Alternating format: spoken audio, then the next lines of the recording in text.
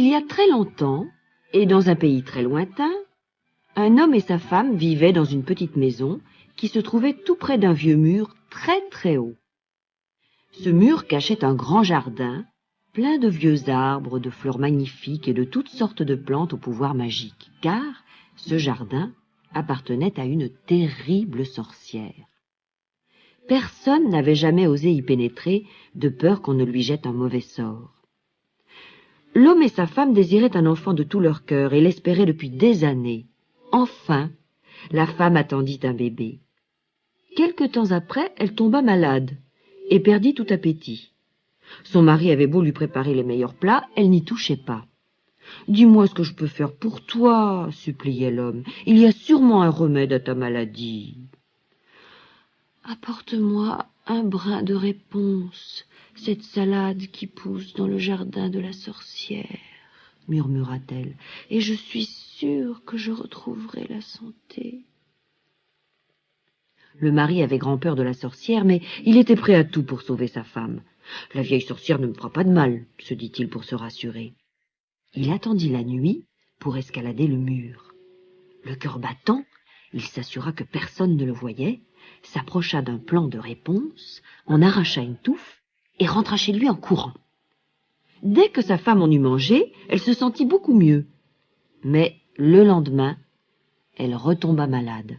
« Je t'en prie, » pleura-t-elle, « va me chercher encore un peu de réponse, sinon je vais mourir. » À la nuit noire, son mari escalada de nouveau le mur. Mais, juste au moment où il cueillait quelques feuilles de réponse, la sorcière apparut. « Voleur !» hurla-t-elle. « Malheur à toi qui oses entrer dans mon jardin pour voler mes plantes !»« Prie, supplia l'homme, ma femme est très malade, elle va mourir si je ne lui rapporte pas un peu de réponse. »« Très bien, garde cette salade !» grinça la sorcière, « mais à une condition. En échange de la réponse, tu devras me donner ton enfant dès qu'il sera né. » Terrorisé, l'homme accepta le marché et s'empressa de retourner auprès de sa femme. Quelques mois plus tard, celle-ci mit au monde une petite fille. Le jour même de sa naissance, la sorcière leur apparut et réclama l'enfant. Les parents la supplièrent, pleurèrent, mais la sorcière ne les écouta pas et elle s'empara de la petite fille. « Je l'appellerai Réponse !» ricana-t-elle cruellement. Réponse grandit et devint une très belle jeune fille. Elle avait des yeux violets et de longs, très longs cheveux d'or qu'elle tressait en une natte magnifique. Lorsque Réponse eut 16 ans, la sorcière l'enferma dans une haute tour au cœur d'une sombre et sinistre forêt. La tour n'avait ni escalier ni porte. La seule ouverture était la fenêtre de la chambre où était enfermée Réponse. La jeune fille était isolée du reste du monde. La seule personne qu'elle voyait chaque jour était la vieille sorcière qui lui apportait à manger. Elle venait au pied de la tour et criait « Réponse ! Réponse ! Fais descendre tes cheveux !» Alors, Réponse déroulait sa longue natte et la lançait à la sorcière qui y grimpait comme si c'était une corde. Un jour, un prince, qui s'était égaré dans la forêt, passa tout près de la tour. Réponse chantait pour oublier sa solitude, et le prince l'entendit. Il arrêta son cheval pour écouter cette voix si pure et si douce, puis il chercha l'entrée de la tour, mais ne la trouva pas, et s'en alla. Le lendemain, et tous les jours suivants, il revint au pied de la tour. Le prince, qui était sous le charme de ce chant, était bien décidé à découvrir à qui appartenait cette jolie voix. Un matin, alors qu'il était là comme tous les jours, la sorcière arriva. Le prince eut juste le temps de se cacher derrière un arbre. La sorcière cria « Réponse ! Réponse ! Fais descendre tes cheveux !» Réponse déroula sa longue natte et la sorcière put grimper jusqu'à sa chambre. Le soir même, le prince revint. et appela. « Réponse, réponse, fais descendre tes cheveux. » Il y eut comme un bruissement de soie, et la longue natte dorée se déroula jusqu'à lui. Le prince grimpa rapidement, enjamba la petite fenêtre et se retrouva dans la chambre. C'était la première fois que Réponse voyait un homme.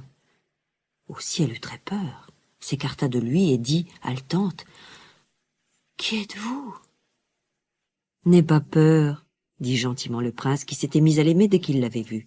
« Je voulais seulement savoir qui chantait si bien. » Et il lui raconta comment chaque jour il avait écouté son chant. Bientôt, Réponse n'eut plus du tout peur. « Quitte cette horrible prison et épouse-moi, » proposa le prince. Le jeune homme était jeune et beau, et Réponse l'aimait déjà elle aussi, mais elle répondit « Je voudrais bien te suivre, mais comment pourrais-je m'échapper de cette tour? Toi, tu pourras descendre le long de ma natte, mais moi, comment ferais-je » Elle réfléchit un moment, puis elle eut une idée. « Chaque fois que tu viendras, apporte-moi un écheveau de soie. Je la tresserai et j'en ferai une corde. Lorsqu'elle sera terminée, nous pourrons descendre tous les deux et nous enfuir. » Le prince venait le soir et la sorcière dans la journée. Aussi ne se doutait-elle de rien du tout. Cependant, la jeune fille était si amoureuse que le prince occupait toutes ses pensées. Un jour, au moment où la sorcière entrait par la fenêtre, Réponse dit « Pourquoi donc êtes-vous tellement plus lourde que mon prince ?»« Peste de fille !» hurla la sorcière qui comprit aussitôt. « Tu m'as trompée, et peut-être depuis longtemps !» Elle saisit une énorme paire de ciseaux et empoigna la longue natte dorée. Les ciseaux étincelèrent et tranchèrent la natte qui tomba sur le sol. « Maintenant, fille indigne, nous allons voir comment tu te débrouilleras sans moi !» gronda la sorcière. Et elle emmena Réponse dans une vallée déserte où elle l'abandonna. À la nuit tombante, la sorcière revint dans la tour et attendit le prince. Au bout d'un instant, elle l'entendit appeler.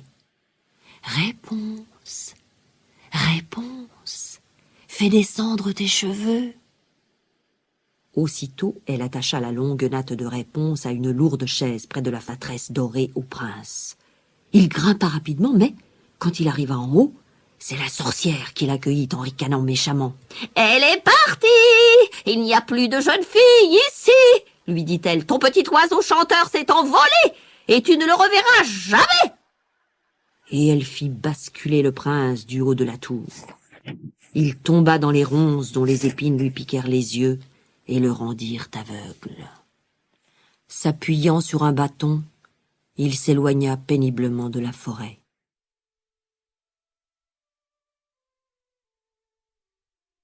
Désespéré, le prince erra pendant des années à la recherche de Réponse. Mais comment la retrouver? Il interrogeait les gens qu'il rencontrait. Hélas, personne n'avait vu de ravissante jeune fille aux yeux violets et aux cheveux blonds et courts. Un jour, enfin, il pénétrait dans une vallée déserte lorsqu'il lui sembla entendre un chant. « Je reconnais cette voix !» s'écria-t-il soudain. « C'est celle de ma Réponse !» Le prince se guida au son de cette voix et arriva enfin auprès d'elle. Il était maigre, habillé de haillons, mais Réponse le reconnut aussitôt. Elle le serra dans ses bras et pleura de joie. Ses larmes brûlantes tombèrent sur les yeux du prince et en quelques secondes, il retrouva miraculeusement la vue. Le prince emmena Réponse dans son royaume où ils se marièrent. La nouvelle de leurs noces se répandit dans tout le pays.